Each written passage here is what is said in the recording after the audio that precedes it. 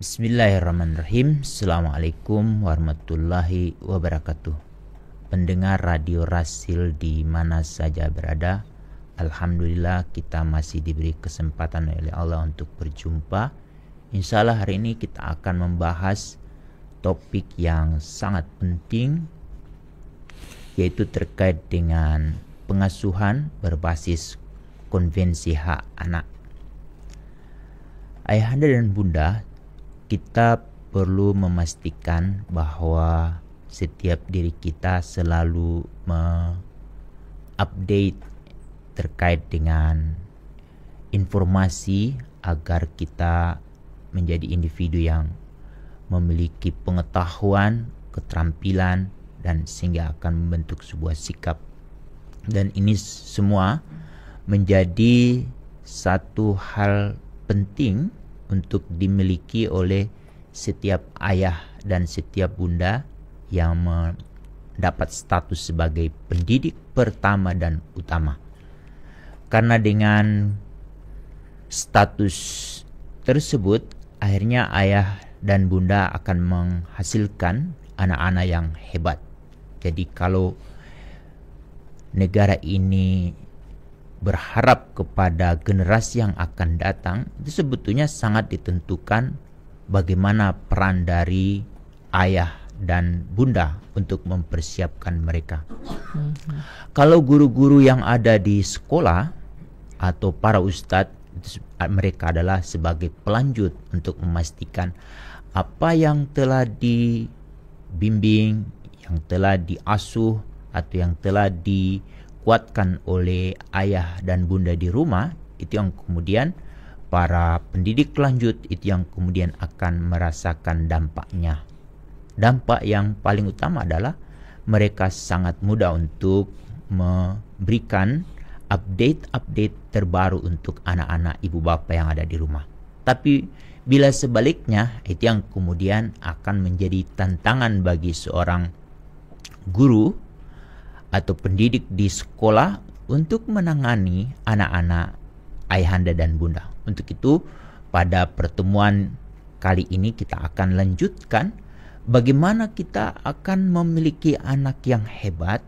Kalau pertemuan-pertemuan sebelumnya itu sangat ditentukan oleh dari pemberian nama, lalu kemudian seorang anak itu mengenal siapa ayah dan siapa ibunya, lalu kemudian dilanjutkan si anak memiliki identitas sehingga setelah dia keluar dari rumah, yang dia bawa itu bukan hanya diri dia tetapi juga membawa nama baik atau menjaga marwah ayah ibunya. Kalau dia melewati pagar RT, berarti dia sudah mulai membawa marwah RT atau kampung. Kalau dia sudah melewati pagar RW, berarti dia sudah membawahi beberapa RT yang kemudian itu menjadi representasi dari perwakilan RW. Bagaimana kalau dia sudah keluar dari pagar kelurahan atau desa? Berarti dia sudah membawa nama kampung. Begitu seterusnya sampai kalau anak itu dia melalang buana sampai ke luar negeri, dia itu sudah membawa nama baik Indonesia. Itu juga kekuatannya itu sangat ditentukan bagaimana ayah dan ibu di rumah mempersiapkan. Itu baru dari segi identitas. Selanjutnya juga kita sudah jelaskan kemarin terkait dengan bahwa anak itu memiliki kebebasan berekspresi. Itu sangat ditentukan oleh apa yang dia baca, apa yang dia alami, dan apa yang dia rasakan. Tapi tidak kalah penting adalah ini yang berikutnya, yang keempat, terkait dengan bahwa setiap anak diberi kebebasan untuk berpikir, lalu kemudian hati nuraninya terus diasah, lalu kemudian dia selalu melihat keaktifan ayah dan ibunya melakukan kegiatan-kegiatan atau praktik-praktik keagamaan. Insya Allah anak tersebut akan melakukan hal yang tersebut. Ini poin-poin yang sudah kita sebutkan sebelumnya. Dan hari ini Bunda Nuning, kalau ada waktu insya Allah 3 poin kita akan uraikan secara tuntas, sehingga ayahanda dan bunda untuk memastikan setiap anak kita di rumah ini menjadi individu yang hebat, itu kembali lagi sangat ditentukan oleh keberfungsian ayah, keberfungsian bunda sebagai pendidik pertama dan utama, yaitu adalah memberikan kebebasan anak untuk berteman. Yang kemudian akan dari berteman ini Bunda Nuning, anak diberi kebebasan untuk berkelompok, lalu kemudian dia mulai mengidentifikasi kelompok-kelompok mana yang mulai dia tertarik untuk bergabung, itu yang kemudian menjadi sebuah organisasi. Jadi anak-anak kita diberikan kebebasan untuk berteman, memberikan kesempatan dia untuk berkelompok, lalu kemudian dia berorganisasi. Sebetulnya banyak hal yang akan anak kita peroleh kalau dia sudah diberi kebebasan untuk berteman. Tetapi kan kuncinya ada pada ayah dan ibu yang selalu memberikan rambu-rambu terbaik. Hal-hal apa yang perlu anak ambil dari dia berteman, hal-hal yang positif apa yang dia dapat dari temannya, dan hal-hal apa yang perlu dia hindarkan, yaitu yang kemudian akan menjadi satu kekuatan bagi diri dia. Pada saat dia berteman, dia akan menyerap semua apa yang dia lihat, apa yang dia rasakan, apa yang dia amati dari temannya, itu untuk pengembangan diri dia. Tapi kalau ada hal-hal yang perlu mendapatkan catatan untuk diri dia untuk tidak dia ulangi, dan itu akan berdampak pada kerugian pada diri dia, seperti yang kita sebutkan pada kebebasan berekspresi, itu sangat ditentukan oleh bagaimana dia mengambil hal-hal yang positif, lalu kemudian menghindarkan hal-hal yang negatif. Hal-hal negatif itu seperti apa? Yaitu kekerasan, pornografi, intoleransi. Kalau itu dia lihat dari teman-temannya pada saat dia berteman, itu akan menjadi pengingat bagi diri dia untuk tidak mengulangi atau melakukannya. Ini poin penting. Tapi catatannya, bagaimana kita harus memastikan bahwa anak kita itu benar-benar menjadi individu yang berteman dengan temannya, yang kemudian dari temannya itu dia menyerap berbagai hal-hal yang positif. Itu tiada lain setiap sore atau menjelang maghrib kita review, halo kak, apa kabar hari ini? Ayah lihat, bunda lihat tadi kamu bermain dengan siapa saja? Lalu disitulah interaksi antara ayah dan ibu untuk menggali apa sebetulnya yang dia dapat. Apa saja yang kamu dapat dari temanmu? Gitu Bunda Nuning. Pernah nggak melakukan hal itu kepada anak kita? Harusnya sih. Harusnya. Kalau anak saya tanya tuh setiap sore, apa kabar nih? Apalagi dia udah mulai bisa bercerita dengan urutan kata-kata yang dapat di membentuk kalimat, lalu kita dapat mengerti. Insya Allah dari satu teman itu banyak hal yang anak kita dapatkan, dan itu yang kemudian menjadi umpan balik bagi diri dia dan dari kita untuk berdiskusi. Ini coba ayahanda dan bunda di rumah, ini hal yang kecil tetapi suka diabaikan. Dan saya sebagai orang yang mendapat kesempatan dari Allah untuk mempelajari ini, dan ini yang harus saya sampaikan kepada ibu bapak. Coba hari ini tanya, kak, hari ini sekolah baru mulai buka kan Bunda Nuning, apalagi hari ini makan gratis sudah mulai diuji cobakan di beberapa tempat. Itu mulai, bagaimana dengan temanmu? Dari teman. Lalu kemudian, apakah anak kita sudah punya kelompok? Ini kelompok itu ada kelompok-kelompok yang kadang-kadang orang tua juga sudah suka mensalahartikan kalau anak-anak sudah aktif berorganisasi atau berkelompok itu nanti kamu akan terpengaruh. kuncinya sebetulnya ada pada ayah, ada pada ibu. Coba ibu bapak, anak-anak itu juga pingin dia didengar. Anak-anak itu pingin juga dia membagi informasi kepada kita.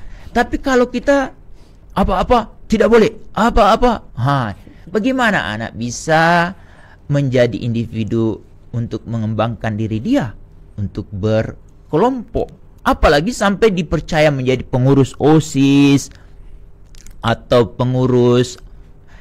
Saya suka waktu sekolah itu Bunda Nuni, suka terpilih jadi ketua kelas. Nah itu jadi hal yang baik untuk diri anak kita.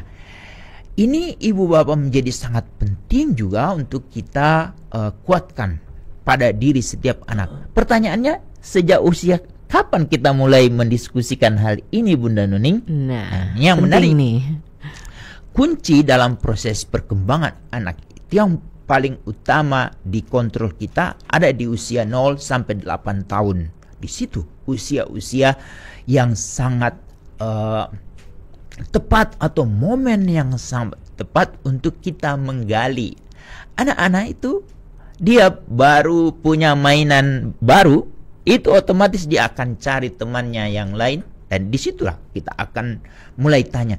Dan mulai kapan anak-anak itu udah mulai berteman? Bunda Nuning, kalau dia punya kakak yang hanya beda berapa tahun, itu dia sudah mulai berinteraksi. Kita sudah bisa lihat antara kakaknya atau adiknya di rumah, itu sudah bisa kita anggap sebagai dia berteman.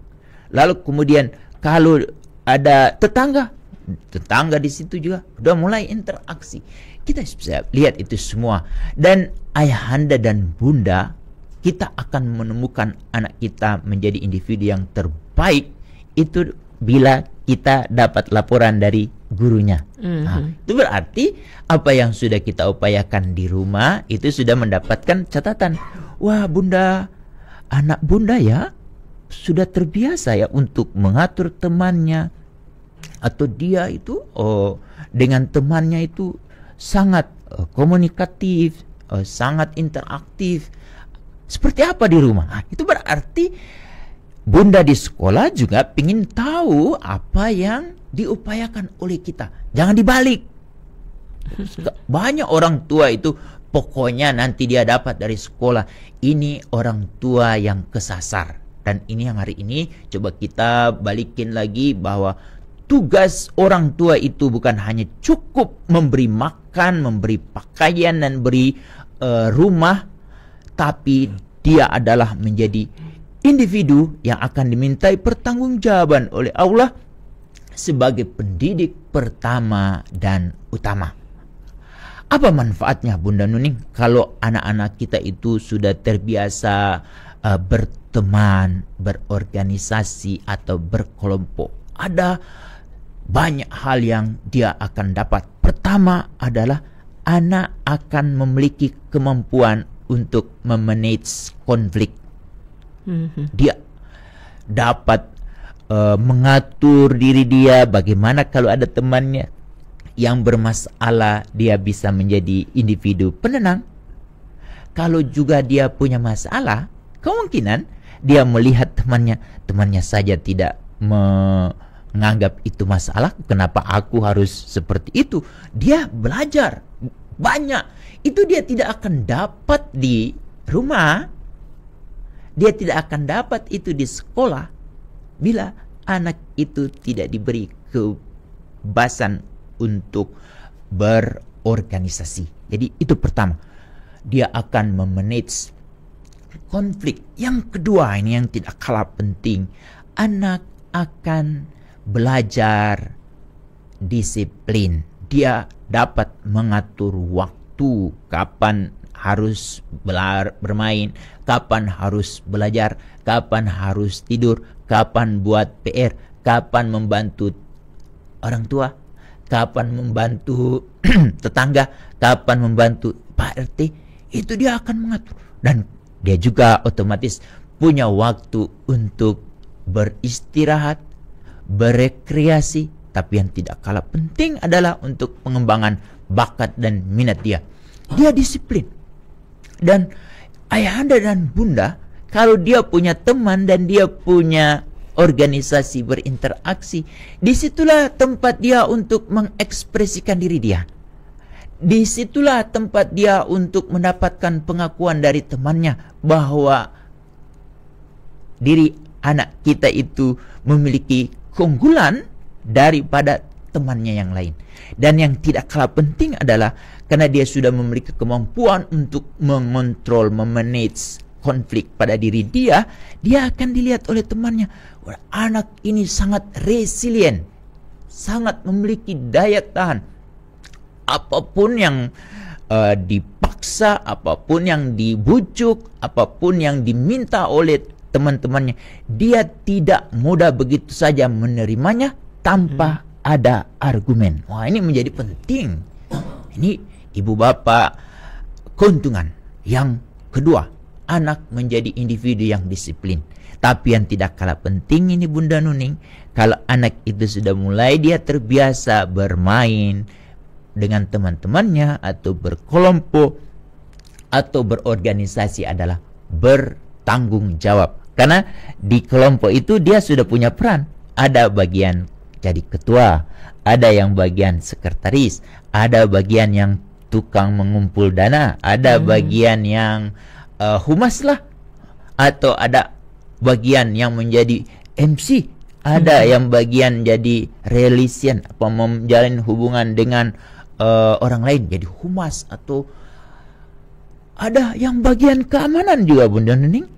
Itu dari setiap anak kita akan teridentifikasi dan dia akan menentukan diri dia di mana posisi, dan itu yang kemudian akan dia kembangkan diri dia.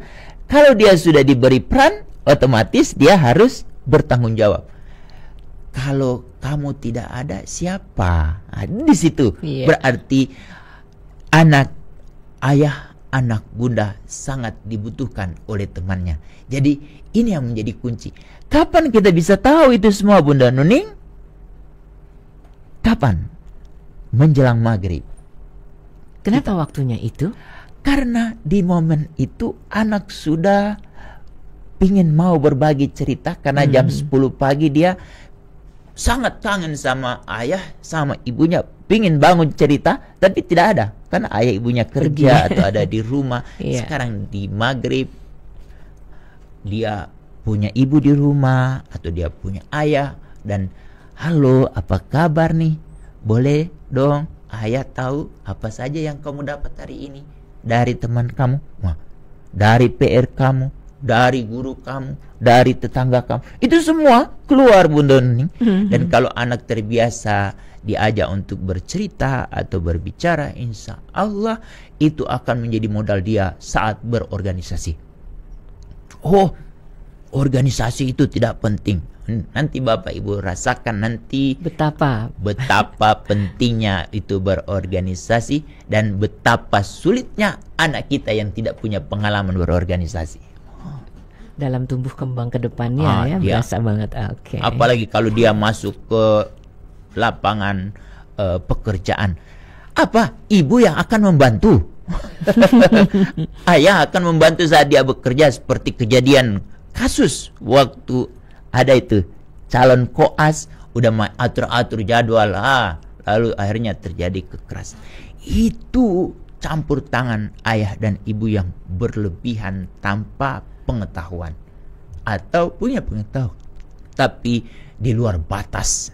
Yang kita mau itu selalu ada di batas-batas yang diatur oleh masyarakat, oleh sosial, oleh pemerintah, oleh negara, oleh agama. Dan sumber pertama informasi itu semua tiada lain keluar dari mulut ayah dan dari mulut bunda sebagai pendidik pertama yang dijumpai oleh anak-anak kita pada saat dia buka mata, pada saat dia bangun, pada saat dia tutup mata. Ini ibu bapak, poin yang pertama pada hari ini. Poin kedua ini Bunda Nuning menjadi sangat penting juga bagi ayahanda dan ibu atau bunda di rumah, memastikan anak itu sudah mulai dilatih bagaimana dia menjaga privasi diri dia. Privasi anak itu harus diawali dari bagaimana orang tua memperkenalkan privasi diri ayah dan ibu. Untuk itu, mulai usia berapa anak itu harus keluar dari kamar atau dari tempat tidur ayah dan ibu? Itu harus jelas tuh ya. Mulai, coba ayahanda dan bunda yang dengar siaran ini, anak-anak kita itu mulai dia dipisahkan dari kamar tidur kita sebagai ayah dan ibu, itu usia berapa? Bunda Nuning, mulai usia berapa anak itu harus keluar? Aturan dibuat sedemikian rupa pada umumnya ketika mereka sudah masuk umur golden age-nya lewat jam 9 atau 10 tahun, kayaknya keren banget deh. Itu sudah terlambat. Nggak boleh. Nggak boleh. Harusnya pada saat dia putus ASI. Atau sebetulnya beberapa masa tega sih putus ASI? Disitulah yang menjadi persoalan. Nah, kita belajarnya telat untuk melatih bagaimana anak itu menghargai privasi diri dia. Itu harus belajar dari bagaimana ayah dan ibu mengatur privasi diri ayah dan ibu. Ayahanda dan bunda, mulai usia 2 tahun anak itu kalau boleh keluar dari kamar kita, dia harus ditempatkan di kamar diri dia masing-masing. Kalau punya lebih anak, harus kamarnya disesuaikan. Jangan digabung anak laki dengan anak laki, anak perempuan dengan anak perempuan. Itu harus satu-satu. Semakin banyak anak, semakin banyak kamar. Itu konsekuensi bagi ayah dan ibu yang ingin memiliki anak. Itu harus dan punya kewajiban untuk apa? Untuk mulai menjaga privasi anak. Kan ayah dan ibu itu di beberapa waktu tidak boleh anak ada di kamar kita. Setelah sholat menjelang subuh, lalu kemudian setelah sholat lohor dan setelah sholat isya. Di situ privasi ayah dan ibu yang harus dijaga. Untuk itu, kalau anak mau masuk kamar kita di waktu-waktu itu, harus ketok pintu dulu. Ketok, minta izin. Assalamualaikum, boleh masuk gak nih ayah? Boleh masuk bunda. Itu artinya anak sedang belajar bagaimana dia menjaga privasi kita. Begitu juga sebaliknya. Karena anak itu sudah punya kamar sendiri, kita kalau mau masuk ke kamar anak kita, kita harus mengetok pintu dulu juga. Iya. Apalagi dengan benda-benda yang berisi hal-hal privasi. Jadi untuk itu ayahanda dan bunda menjadi sangat penting bagaimana anak kita menjaga privasi diri dia. Dengan dia menjaga privasi diri dia, insya Allah dia akan menjaga privasi orang lain. Prakteknya dari ayah dan ibu. Untuk itu, coba ayahanda dan bunda mulai menjaga. Tidak mudah menyebarkan foto anak kita. Tidak mudah menyebarkan nama lengkap, identitas anak kita dengan alamat segera.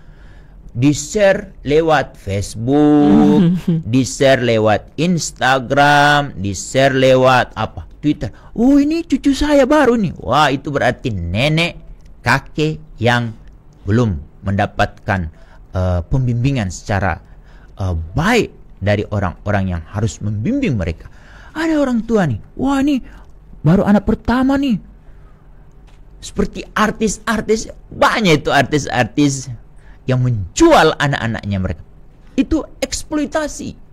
Dan privasi itu harus dijaga. Dan dengan kita menjaga privasi anak, insya Allah akan terjaga privasi diri kita sebagai orang tua, sebagai keluarga.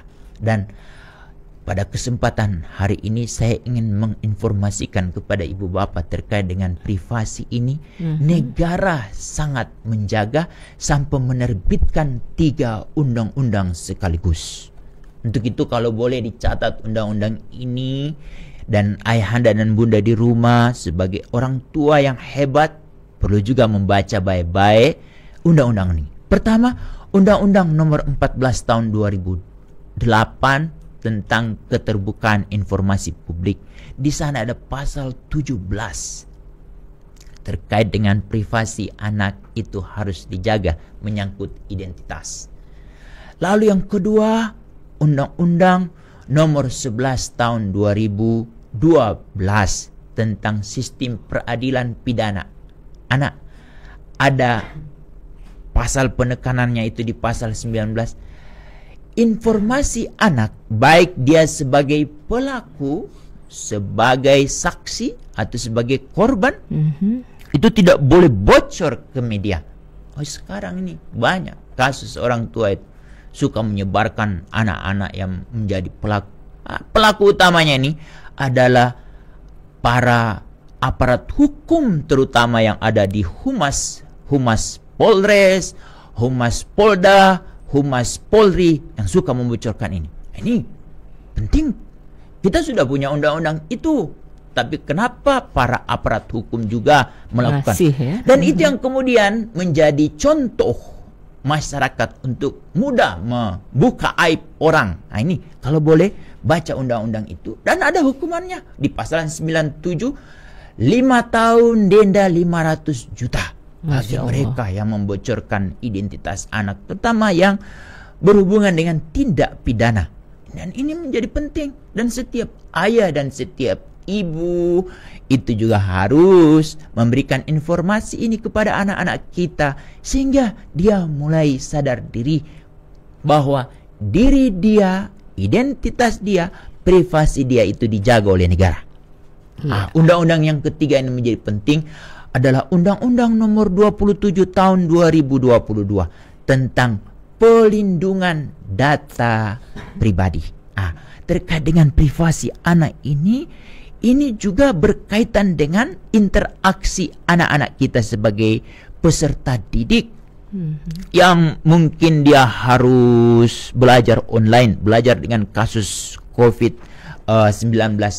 Itu banyak informasi yang terkait dengan privasi anak itu disedot oleh aplikasi. Dan itu yang kemudian kita tahu bahwa negara kita sangat rawan. Ada pejabat-pejabat yang diberi amanah untuk menjaga ini, dia tidak amanah karena dia tidak belajar bagaimana menjaga privasi dari diri dia. Dan itu yang kemudian negara kita menjadi sangat lemah. Bagaimana negara kita bisa jadi kuat? Itu kuncinya ada pada ayah, ada pada ibu sebagai pendidik pertama dan utama untuk memberikan kekuatan, memberikan pemahaman kepada anak-anak kita di rumah, sehingga sejak dini, sejak awal dia paham betapa menjaga privasi. Kalau kita di Islam itu disebut aurat. Dengan kita menutup aurat seseorang, insya Allah aurat orang lain akan tertutup. Ini menjadi penting. Ayahanda dan bunda, kuncinya ini. Jadi tolong 3 undang-undang itu dipelajari, dipahami, dan menjadi bahan diskusi dengan anak kita di rumah. Halo kakak, halo adik, halo mbak, halo mas. Ini kita diskusi dengan anak-anak kita. Bagaimana kalian menjaga privasi kalian? Pak, bagaimana privasi aku dijaga? Ayah dan ibu kalau mau masuk kamar tidak mau ketok pintu aja. Coba bayangkan, bagaimana saya akan menjaga privasi orang lain? Orang di rumah saja tidak menjaga aku. Untuk itu sekali-sekali ibu bapak mempraktikkan hal-hal yang terbaik yang ingin kita inginkan pada anak kita, itu mengawalinya dari ayah dan ibu. Insya Allah kalau anak itu selalu mendapatkan hal yang positif, otomatis akan terekspresi dari anak kita itu hal-hal yang positif. Ini poin penting. Dan ini kembali lagi, kuncinya ada pada ayah dan ibu. Melalui apa? Kelas pengasuhan atau parentingnya. Jadi pengasuhan. Jadi tidak ada alasan lagi. Sekarang ini ada kementerian khusus yang menangani pengasuhan ini, Bunda Nuni. Diawali dengan ada sebuah undang-undang, ini juga penting dibaca juga. Undang-Undang Nomor 4 Tahun 2024 tentang kesejahteraan ibu dan anak pada fase kelahiran 1000 hari kelahiran pertama. Itu 3 tahun tuh. Itu aturan dari mana tuh sumbernya? Coba lihat di Quran ada itu mengatur tentang, di Quran tidak disebut 1000 kelahiran, tapi 33 bulan. Coba baca tuh. Ini menjadi penting untuk kita menjadi orang tua yang hebat. Itu yang ketiga pada kedua sesi ini. Ini yang sesi yang terakhir. Agar anak-anak kita menjadi anak-anak yang hebat. Pengasuhan sangat ditentukan oleh ayah dan ibu tentang bagaimana anak kita itu selalu terpapar oleh informasi yang layak untuk mereka. Ini apa nih yang harus dikuasai, apa yang harus dimiliki oleh setiap ayah dan setiap ibu agar anak-anak kita itu selalu setiap detik, menit, setiap jam dia hanya terakses kepada informasi-informasi yang positif. Kuncinya ada pada kemampuan penjelasan ayah dan ibu kepada anak-anak kita terkait dengan melek digital. Tapi anak-anak sudah dikuasai digital. Kenapa anak-anak bisa seperti itu? Jangan salahkan anak-anak. Kita yang salah. Orang tua. Ada anak baru sedikit nangis apa? Kasih HP. Ini yang, jadi bukan anak yang salah, orang tua. Jadi kalau ada anak yang bermasalah, itu sebetulnya orang-orang yang di sekitar anak-anak itu harus membaca, harus memahami. Anak ini harus segera diselamatkan terutama dari ayah ibunya yang bermasalah. Itu poin. Jadi kalau ayahanda dan bunda menemukan anak-anak yang hebat, itu sebetulnya ayah dan ibunya yang paling hebat. Itu poinnya. Ini di sesi kita ini sebetulnya untuk mengarah ke sana, membangun tuh. Jadi kemampuan melek digital. Ini pertanyaan waktu itu oleh Bung Agus. Bertanya nih, kita ulangi karena ada sesinya, ini penting, kita harus bahas secara detail terkait dengan anak itu harus selalu terakses pada informasi layak anak. Kuncinya ada pada kemampuan ayah dan ibu terkait dengan melek digital. Jadi melek itu berarti mampu membaca tuh, bukan hanya membaca huruf Arab, melek Latin, tapi sekarang melek digital. Melek digital itu ada 3 prasyarat yang harus dikuasai oleh ayah dan ibu sebelum berdiskusi dengan anak-anak. Kalau itu sudah diidentifikasi, lalu sudah dikuasai oleh ayah dan ibu, itu menjadi modal besar untuk anak-anak kita. Pertama apa? Sebelum ayah dan ibu memberi akses kepada anak kita berbagai teknologi yang memudahkan mereka mendapatkan informasi, apalagi sekarang ini Meta AI, ChatGPT, apalagi nih game mini, kita ketik apa langsung dia keluar. Wah, informasi. Jadi hati-hati ayah dan ibu kalau kita salah memberikan informasi kepada anak kita. Kok kata Meta begini ibu? Jadi yang mau didengar Meta atau ayah dan ibu. Untuk itu sebelum menguasai itu semua, ayah dan ibu harus menguasainya. Dengan cara pertama, kita identifikasi siapa yang mengembangkan teknologi ini. Kita harus telusuri tuh anak-anak itu, orang-orang itu. Atau kita telusuri misalnya game. Oh, game kita lacak. Siapa yang mengembangkan game ini? Siapa yang kreatornya? Siapa yang menjadi penggagas? Kita harus tahu orang itu. Sekarang gampang. Ketika jadi Meta. Iya. Meta, siapa yang membuat robot ini? Wah, itu keluar tuh. Wah, anak kita kan masih usia dini ya, kita Bunda sudah dengan berbekal pengetahuan itu. Tapi jangan ditelan mentah-mentah. Meta ini juga punya keterbatasan. Dia suka minta maaf, Bunda Nuning. Iya. Anda memberikan salah informasi yang salah. Itu yang benar, kita bisa counter dia. Atau ChatGPT, apakah dia sudah? Enggak. Dia harus ada konfirmasi dari kita. Tapi itu semua harus berbasis apakah kita memiliki pengetahuan lebih banyak dari ChatGPT atau Meta. Itu sangat ditentukan oleh kita. Untuk itu kita coba telusuri nih, siapa nih, kalau anak kita sering nonton sinetron, siapa ya yang suka nulis sinetron ini? Siapa nih yang nulis drama ini?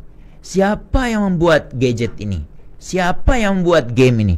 Itu kita harus tahu. Informasi itu sudah terbuka luas. Kita akses itu. Ayahanda dan Bunda di rumah, ayo belajar membaca sebelum anak diajak membaca. Itu penting deh. Jadi kita banyak informasi siapa orang yang ada di balik itu. Misalnya kalau gadget, siapa yang ada di balik gadget. Kedua, siapa pemilik. Pemilik itu otomatis rata-rata pengusaha itu tidak ada yang ingin rugi. Dia pingin untung. Untuk itu dia mau menjual apa saja. Tapi kuncinya pada si pembeli dong. Iya. Ayah dan ibu yang memiliki pengetahuan. Untuk itu saya berikan 3 informasi awal supaya kita memiliki kesadaran konsumen. Apa itu, Bunda Nuning? Pertama, kita ingin tahu pemilik usaha ini siapa? Apakah dia benar-benar perusahaannya itu punya kebijakan tentang perlindungan anak. Itu kalau perusahaan-perusahaan yang kita dalami yang menghasilkan gadget itu dia punya pengetahuan, punya kebijakan tentang perlindungan anak, berarti dia sudah mulai antisipatif. Jangan sampai anak-anak negeriku ini akan terugikan. Itu pertama, kita harus berarti cari tahu lagi dong. Misalnya televisi ini, website ini, YouTube ini, apa ini, kita harus tahu siapa pemiliknya. Punya kebijakan tentang kebijakan perlindungan anak dia tidak? Kalau tidak, berarti kita sudah punya warning atau pengingat untuk tidak memberi akses kepada anak kita sesuatu yang akan merugikan diri dia. Itu pertama. Yang kedua, apakah perusahaan ini produk dan jasanya ramah anak tidak? Ini menjadi penting. Dalam bentuk barang atau jasa. Jadi produknya ini ramah anak tidak. Tapi yang tidak kalah penting yang ketiga adalah CSR. Di CSR ini kesadaran para pengusaha dan itu sebetulnya sangat ditentukan oleh konsumen. Apa yang sudah dikontribusikan oleh perusahaan itu pada diri kita sebagai orang tua? Ada nggak dia mensupport parenting, pelatihan parenting? Ada nggak? Kalau itu tidak ada, ngapain kita memberikan kesempatan kepada anak kita mengakses produk dari perusahaan yang menciptakan itu? Ini penting juga, harus kita tahu.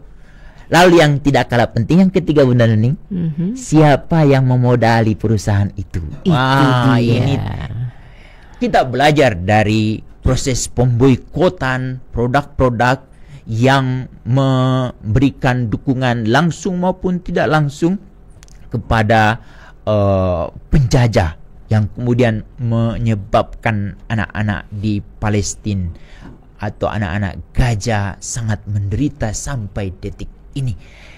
Dengan kesadaran ini kita harus sudah mulai tahu, dan siapa yang harus mendidik anak itu? Bukan dari MUI.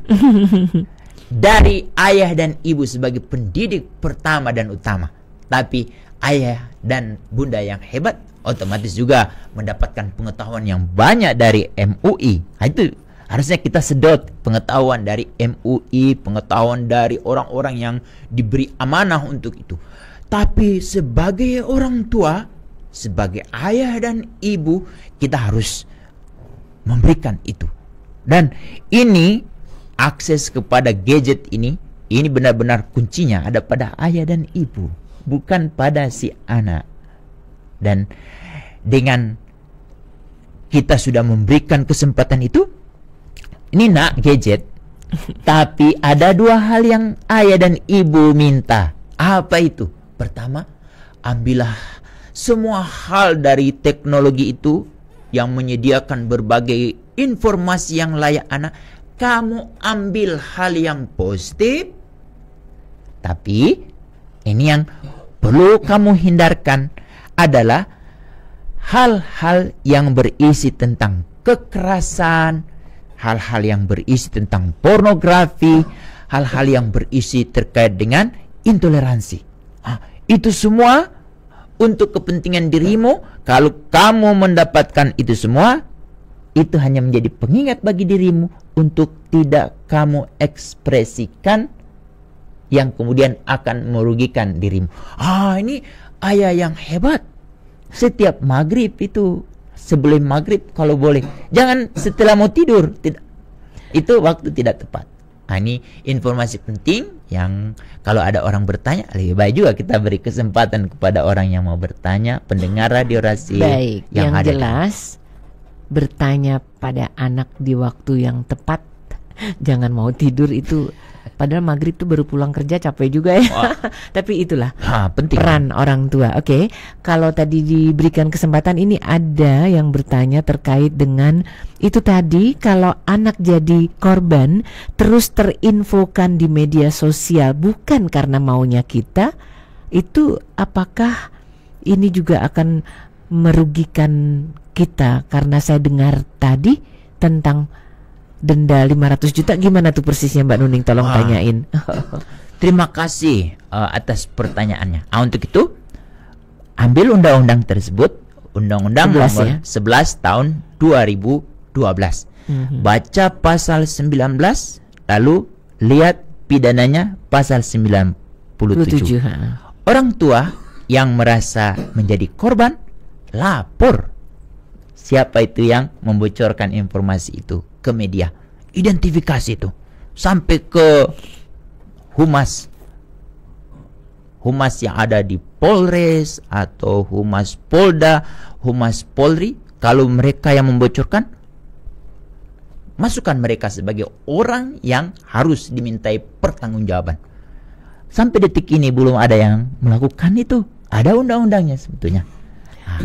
Kalau bagi mereka yang terlanjur bocor informasinya, ini baca peraturan Presiden nomor 75 tahun 2022. Di sana itu ada hak dari korban tindak pidana anak, baik sebagai saksi maupun korban. Kalau namanya itu sampai bocor, apalagi korban itu kebetulan kasus tindak kekerasan seksual, itu yang kemudian akan merugikan diri dia. Si anak tersebut melalui peraturan Presiden itu dapat menggantikan nama dia melalui proses prosedur. Ada lewat apalagi sekarang dengan ada UPTD PPA, itu kita bisa komunikasikan di sana. Dan anak-anak itu kan punya masa depan yang sangat cemerlang. Betul. tapi karena jejak digitalnya ini Nama belum baiknya sudah rusak. ini yang kita perlu hindarkan.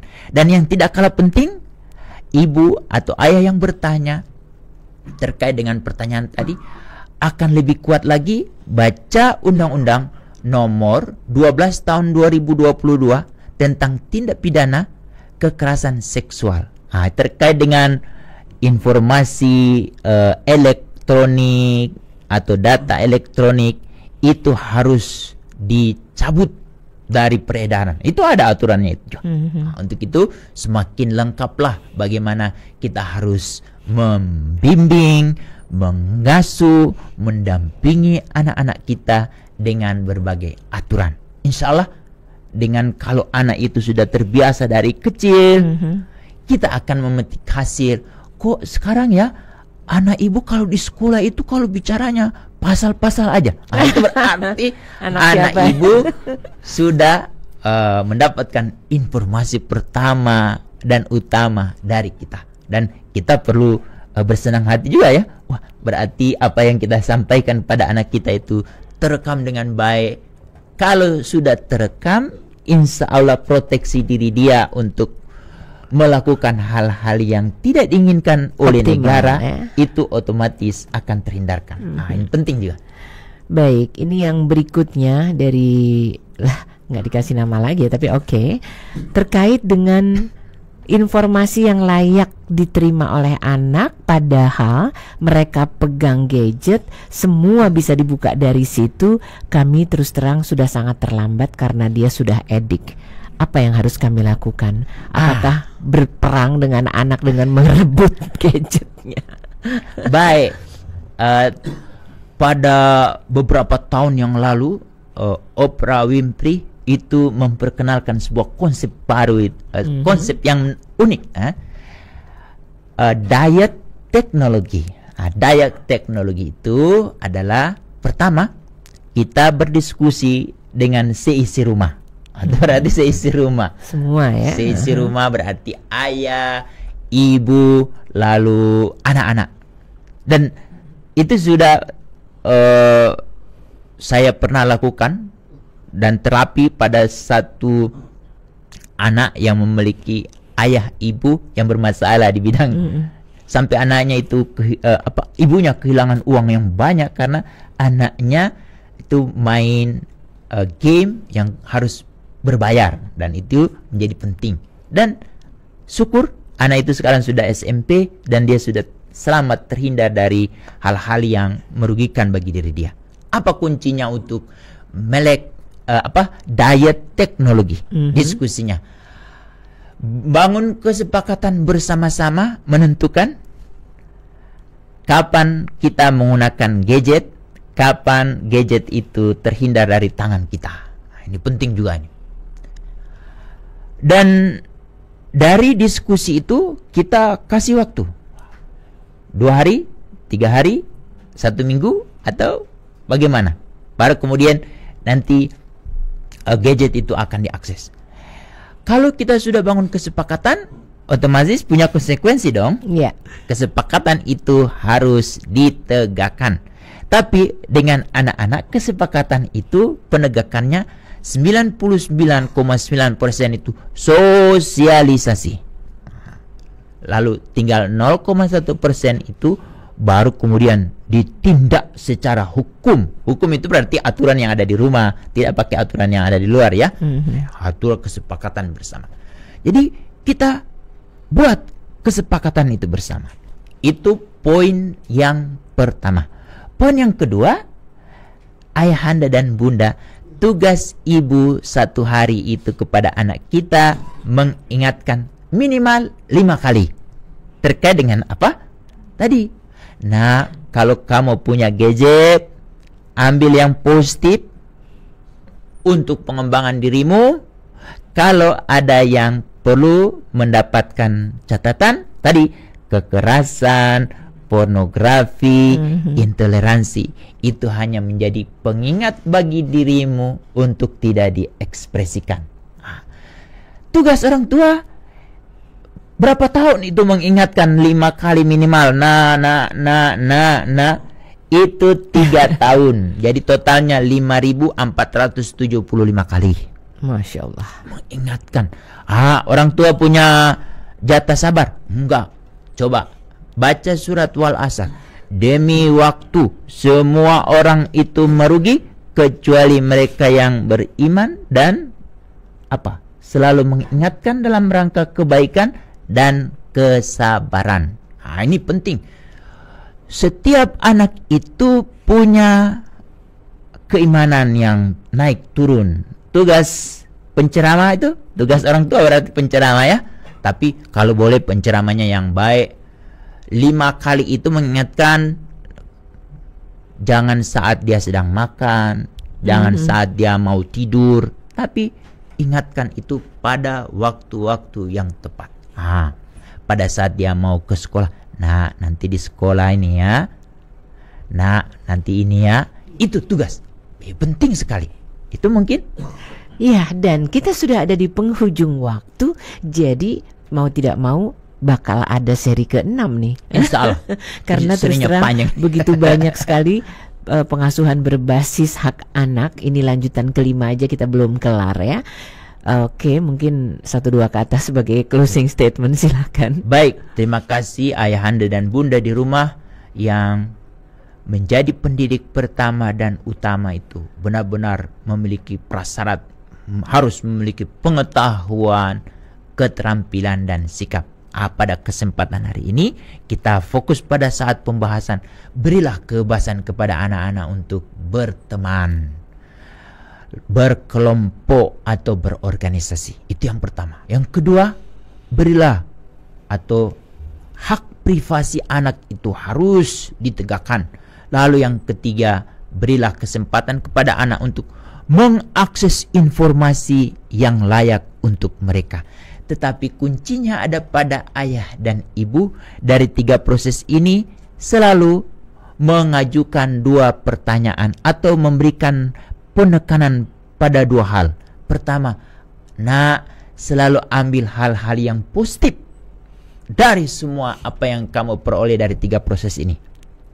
Lalu yang kedua, hindarkan hal-hal yang merugikan dirimu dan merugikan orang lain, terutama menyangkut hal-hal yang berhubungan dengan kekerasan, berhubungan dengan pornografi, berhubungan dengan intoleransi. Dan itu sangat terkait dengan 3 hal yang kita bahas hari ini. Dan jangan lupa ayahanda dan bunda baca undang-undang pertama, Undang-Undang nomor 14 tahun 2008 tentang keterbukaan informasi publik, Undang-Undang nomor 11 tahun 2012 tentang sistem peradilan pidana anak, Undang-Undang nomor 27 tahun 2022 tentang pelindungan data pribadi anak, pribadi, tapi yang tidak kalah penting, Undang-Undang nomor 12 tahun 2022 tentang tindak pidana kekerasan seksual. Itu insyaallah pertemuan minggu lanjutan kita akan berhubungan tentang bagaimana pengasuhan yang berhubungan dengan hindarkan kekerasan. Insyaallah kita berharap semoga pertemuan ini mendapatkan ridho dan berkah dari Allah. Amin. Dan kita diberikan cahaya yang insyaallah sudah lembut, lebih lembut lagi. Demikian, semoga apa yang kita sampaikan hari ini menjadi hal yang informasi dasar atau informasi awal untuk ayah dan bunda untuk mengembangkan diri lagi, sehingga kita akan menemukan anak-anak yang hebat keluar dari rumah-rumah kita yang sekaligus kita sebagai pendidik pertama dan utama, dan menjadi sekolah yang hebat, dan akan kita pertanggungjawabkan ini semua kepada Allah. Demikian, Assalamualaikum warahmatullahi wabarakatuh. Waalaikumsalam warahmatullahi wabarakatuh. Terima kasih Dr. Hamid Patilima. Dan untuk yang bersama-sama acara perlindungan anak hari ini merupakan, nggak tahu ya, ketampar apa diapain, tapi yang jelas tanggung jawab sebagai orang tua nggak main-main ya, karena kita adalah pendidik pertama dan utama, ayah ibu adalah peran yang tidak bisa diabaikan seperti itu. Mudah-mudahan kita mampu memberikan rambu-rambu pada anak-anak kita, buat hati kita juga memberikan dorongan untuk ikut organisasi seperti yang tadi kita dengar. Dan insya Allah lanjutan dari bahasan kali ini, yang kalau sekarang adalah yang kelima, nanti insya Allah yang keenam juga akan membuka sekat pemahaman baru. Sekali lagi terima kasih banyak. Billahi taufiq wal hidayah. Wassalamualaikum warahmatullahi wabarakatuh. Wah.